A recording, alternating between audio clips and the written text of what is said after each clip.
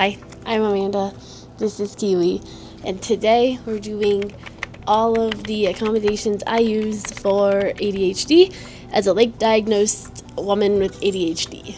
The first two kind of go together, but it is this thing. I found it at Big Lots before they went out of business, and basically it's like a daily list agenda type thing. So it's like Monday through whatever, and then it's broken up AM, PM, and then miscellaneous. And so I can like put like walk, feed, and medicate Kiwi and me for my ADHD meds, or start the dishwasher, or take out the trash. This is all stuff I'm doing today, that I have done today, and it's been very helpful because it's really fun to make lists of things I need to do and cross them off. So like walking my dog in the morning first thing, I can do that and then put it on my list and then cross it off, so I already feel like I've accomplished something. So then I'm like, all right, I've done one thing, so cross that off and move on to the next. It's really helpful.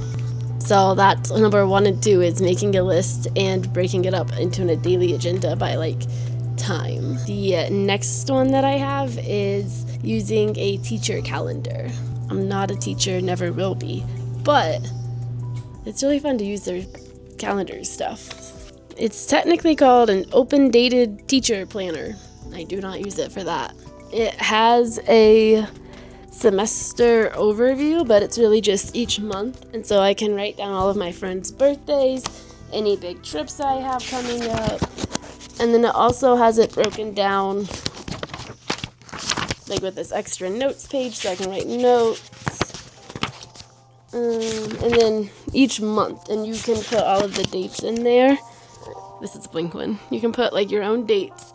You don't have to go in order, because for me at least, ADHD makes it very hard to keep habits, and because I don't have a 9 to 5, it is really hard to get in the routine of doing things. So I use it as I can. It has Monday, Tuesday, Wednesday, Thursday, Friday, Saturday, Sunday over here. And so it's like by classes. So you can say 5 a.m. workout, and then walk the dog, work 11 to 2, or do whatever. Or you can get 2 weeks out of the 1 week. So 1 week, week 2, and then the only issue is that you run out of space on Saturday and Sunday. And that's typically how I use it, week 1, week 2. And then you get to use the planner longer, and you're not wasting space. Another accommodation I use for ADHD is, I forgot. 5 a.m. workouts, because I don't have time to talk myself out of it. 5 to 5:30 to 6 a.m. Anytime in that range, so then it's already done. I've gotten a workout in, and I can come home and immediately walk my dog, so that keeps her in the like going for a walk before 7 a.m. routine, which is nice. So I try to do that twice a week at least, and then I work out at home so that I get to spend time with my dog. Or I like do workouts with her, like hiking or weightlifting, or because I'm super hypermobile, like PT type exercises. I just went back to physical therapy for all of my moving joints. So I guess that can also count as an accommodation. This little baby, because I was unmedicated for a very long time, so the ADHD, if you're not aware, has a very strong, executive dysfunction, where it's very hard to do things, because I have the inattentive type, so it's not the hyperactive one. So things like doing my dishes, or my laundry, or taking the trash out can be very, very difficult. And like those are basic things, you know? So having Kiwi, who, if I don't take her outside, she will whine and bark at me, or if I don't get up and play with her, she will whine and bark at me. It's a very much a way to deal with ADHD, because it's way more fun to get up and play with my dog than do my dishes. But then I'm standing up, so then I do my dishes. If I take her hiking and she needs a bath, okay, well I'm already in there, so now I can clean my bathroom, because also like cleaning dogs is like it gets everything dirty, so now I have an excuse to clean my bathroom. I don't know if that makes sense, but like using her to like get up and start doing something makes me do more things when I'm not medicated. I did start ADHD meds. That is the other accommodation. I did not want to, but I did. and it has been life-changing. But that's my next one, is the ADHD meds. I have tried Vyvanse and Adderall. Both, once you're on the right dosage of them, they are both very good. They are kind of different. Vyvanse lasted longer than the one that I take now, but they both work and they both make life so much easier.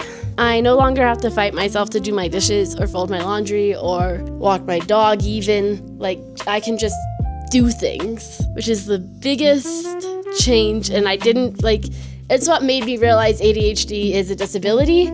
It's how much when I take my meds, I don't have to fight myself to do things that I enjoy doing. Also, while being medicated, it's a lot easier to sit down and focus.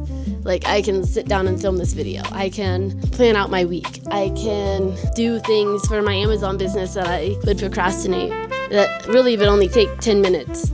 I can make phone calls. I can send emails. I can sign up for cycle classes. All of it is just so much easier, which is also why if you're anti-medication for ADHD, you can go get. So I did have some bad experiences with meds that were not stimulants, but that was also because I was misdiagnosed. So I got diagnosed with anxiety and depression and a couple other things.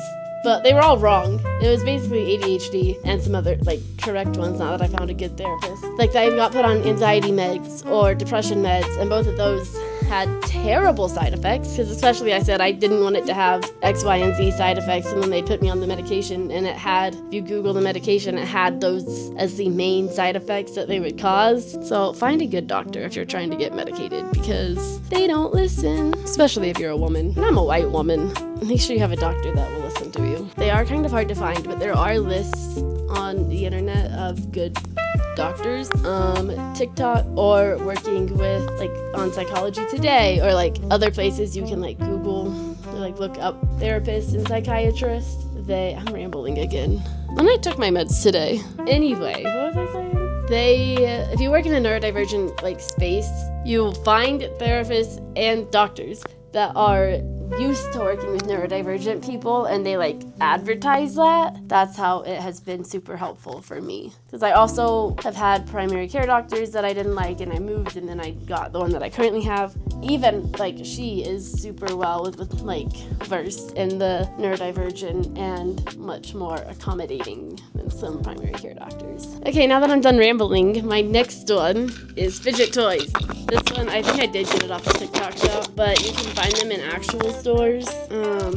This is a fidget dragon. It is my absolute favorite thing. I can swing it out around. It's like, I don't know if the camera is getting it, but it's like kind of spiky, and so it's fun because it's like that. You can go up and down. Its head, you can like rest your thumb in there and move it around. You can do all sorts of things, but it's very easy to travel with. Very easy, very fun. Instead of just sitting there all tense, like I don't know what to do with myself, or like being too like afraid to move. It's kind of weird because sometimes people stare at you like I'm a full-grown adult, why do I have a fidget toy? But they can, like, that's a them problem. This is way more fun. And it keeps me from like bouncing my leg or tensing my muscles, or doing things that like without like noticing them, like curling my toes or whatever. Like, this is like fun way to move around in life. But also the one that I got comes in a little egg, so it's like fun. It's fun because it's like you get the pressure points. Oh, sorry, Kiwi. Here, let me pet you. Okay, my next one. Doing things in small chunks. So, laundry, if I let it pile up, it's not getting done. It's gonna sit in my dryer until I go through it all and it's back in the washer. So I do multiple small loads a week. If we continue in the drought, I don't know if there will be a thing that says you can only wash your clothes certain days of the week if you're at certain addresses. I'm hoping we don't get that far. I'm hoping it rains and the fires in Colorado go away, because that might be an issue. But doing things like laundry or dishes or vacuuming or walking my dog, or pretty much doing anything, saying, okay, I'm only gonna do this, or I'm only gonna do it for this amount of time. The common one is setting a timer and saying you're gonna do it for 15 minutes. I don't do that, because then I'll just either stop the timer and say, no, I want to keep going, or I'll just keep looking at the timer. Like, whenever like people are like, journal for 15 minutes. If I set a timer, I'm either going to keep watching the timer or I am going to turn the timer off and keep going. So that does not work for me, but that might be a big thing. But yeah, I will just say I'm gonna do it for this long. I'll do this, this, and this. I can also do more things if I do it like in smaller chunks because I don't get like burnt out or tired or things like that. Or saying I'm gonna do this, this, and this today, and then everything else can wait until tomorrow. And if I like take my ADHD meds, then it will be better because then I can be like, oh, in the morning I'm going to film the videos, and then I'm going to vacuum, and then I'm going to do my dishes. Or I can do it opposite. So just saying I want to do this, this, and this for the day, and then call it good, and anything else I do is just a bonus. And once I've started doing something, I can normally keep the ball rolling. Another accommodation I use is planning things out, but also saying yes to spontaneous plans. I have a type of ADHD where I like a schedule. However, I also hate a schedule because then I get in a routine and then I forget that I have free will and can go into the mountains and go camping whenever I want. So I like to say, yes, I'm gonna do my dishes and my laundry and vacuum all in the morning and then do something in the afternoon and then call it good. You know, I also now have friends who also have ADHD, and they have the spontaneous type of thing. Like, they like to do things without planning it. Teaching myself to say yes to go on the evening hike or on, like, come over while she draws or help, like, Val, who's one of my friends, move rocks around his backyard. Yeah, it's really, like, it keeps me out of sitting in my apartment and doing nothing. Like, they're bonding activities. It's fun. So, yeah. Planning things and saying yes to spontaneous things. The other thing that kind of goes with that is because I like a plan and I like a schedule, I have to have friends who will tell me if they're gonna be late. And I have to stick to that boundary because I plan my day around doing X, Y, and Z at certain times. Like if I have work, I know like I have my things that I need to do the hour before work. If I have a plan, I know I need to walk her 20 minutes before we leave. So if you're gonna be 20 minutes late, that's fine. I just need to know ahead of time. Like more than at the time we're supposed to leave because it messes with my routine. And then I'm like, all right, well, what do I do with my 20 minutes that like you're gonna be here? Whereas if you tell me you're late, then I can like plan for that. So sticking to the boundary of having people tell me if they're gonna be late, that's another accommodation. Another accommodation is weekly therapy. It is an expensive accommodation, especially because I don't use insurance. I just pay out of pocket. But like I said, I think Psychology Today, and there's a couple other websites that like you can find your therapist on. You can like filter what you want them to focus on. It's really good website. If you want to use insurance, if you don't, find therapists that has like a sliding scale of what they charge. Interview your therapist. Yeah, once you find a good one, it's worth the money because I'm now filming myself and putting it on YouTube. And before therapy, I never would have, even though I dreamed of it for years. My next accommodation is noise-canceling headphones. Don't actually know where mine are. I think they're in my car and I don't want to walk out there. But those, I got them from my dad because he upgraded his, and it's very nice, especially if you work in an environment with lots of distractions. If you put the headphones on, you don't have to hear the TV on in the background. You don't have to hear the dogs barking. Now, it might not, like if you're doing something you don't want to do, like Amazon inventory or something, the wall might be more interesting to look at, and I don't have an accommodation for that. Not having to listen to outside noises and focusing on Harry Styles seeing his new album is fun and helpful because you can be like, okay, I'd have the comfort of One Direction or solo members of One Direction while I'm doing whatever it is I'm doing. Also, my next one is using a weighted blanket. I've used a 10-pound one before, and now I'm up to a 20-pound one, I think. Well, it was 20 pounds, and then Kiwi ripped a hole in it, and now it is shedding beads everywhere. It's still heavy, and it still works, and it like calms my nervous system. So I would recommend that. I got it for a Christmas present. Another accommodation that I had to teach myself how to do was knowing when to cancel plans and say no to things. I'm still not 100% like at doing that because I also have the thing where if plans get canceled, oh no, oh darn, guess I get to stay home and do nothing insteed. The next accommodation I have is finding ways to feed myself. So feeding myself like a toddler is nice. So like the Go-Go Squeezes, the Go-Gurts, the things that are easy to get and go on the go. Also learning how to cook meals that like save, so that I can easily like reheat them. Or they only use one pan. Those are my favorite because then I only have one dish to clean. Or like one pan. Most of the time I have to like cut things up, so I have a cutting board to clean as well, and a knife. Finding ways to make cooking accessible has been a fun journey. It's also why it was on my 2026 bingo thing, is because if it's not easy, I won't eat. Setting goals that are realistic. That's why if you look at my 2026 bingo card, those are all things that I think are realistic. The only one that I still haven't done, and was on my bingo card last year too, was go on a date. But making things like last year I did it where I broke the goals by 6 months.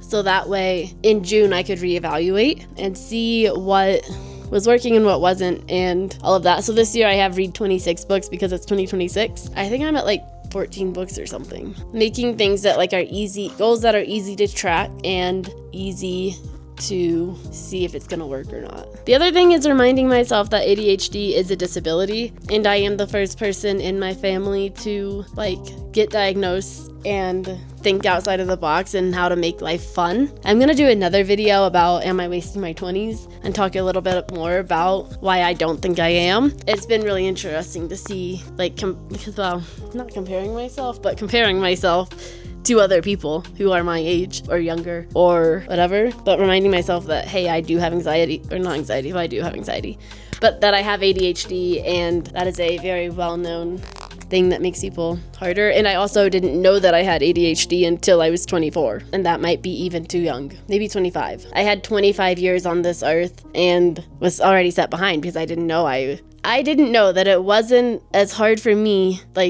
as hard. I thought the amount of difficulty getting out of bed and brushing your teeth was how difficult it was for everybody. So now learning that it's not has been interesting. And so that also set me behind. And so coming to terms with that and learning ways to cope with that. Yeah, so just reminding myself that, hey, I had this hidden disability that other people don't, or other people know they have from a younger age or whatever. So it's okay to not be a homeowner at 27, or it's okay to not be making a salary at 27. It's okay to wake up at 5 a.m. and do my X, Y, and Z and have a job that is part-time that you can control the hours. Just reminding myself that it's okay that I am where I am. I guess the second to last one is Insight Timer. It's like a meditation app type thing. They have a free and a paid version. I just use the paid one, but it's really good to find affirmations or hey, bro, chill out, you're fine. But in meditation type words, and you can do it on laying down, you can do it sitting up, you can do it by yourself, you can do the guided, you can watch live people do yoga. It's an easy way to hear affirmations that you might not hear every day, or you might not have grown up hearing. It's an easy way to, at the end of the day, when you've had a very stressful day, lay on the floor in a starfish position and listen to relaxing music and somebody telling you that it's gonna be okay. Yeah, I don't know, I like it. So would recommend, and it's free.